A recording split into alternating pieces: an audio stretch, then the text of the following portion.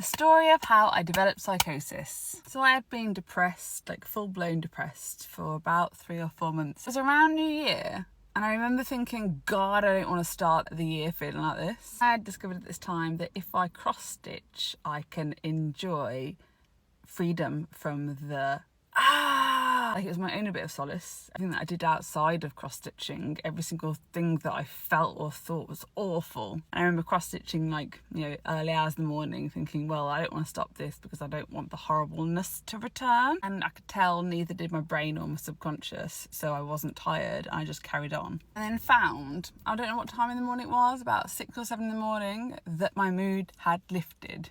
My joy had returned, my ability to breathe and feel free from the depths of depression.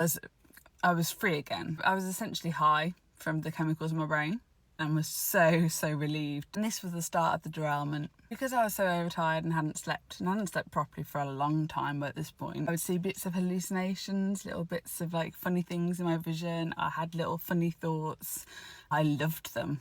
Having felt nothing, absolutely nothing for so long, I was like, oh my God, this magic is beautiful. I didn't care it wasn't real. It was freedom for me. It was a breather. It was a break from reality, which I desperately needed. And I was staying with my parents at this point, so I proceeded to get into the car and drive home, watching and enjoying all of the thoughts, all of the feelings, all of the joy just hit me in the face as I drove. And then found that my car became my solace, and continued not sleeping and continued driving all throughout the night, all throughout the day, just like feeling something. Every single time I tried to sleep, my body wouldn't let me. I would lie for hours and hours and hours every night and get about 20 minutes of sleep.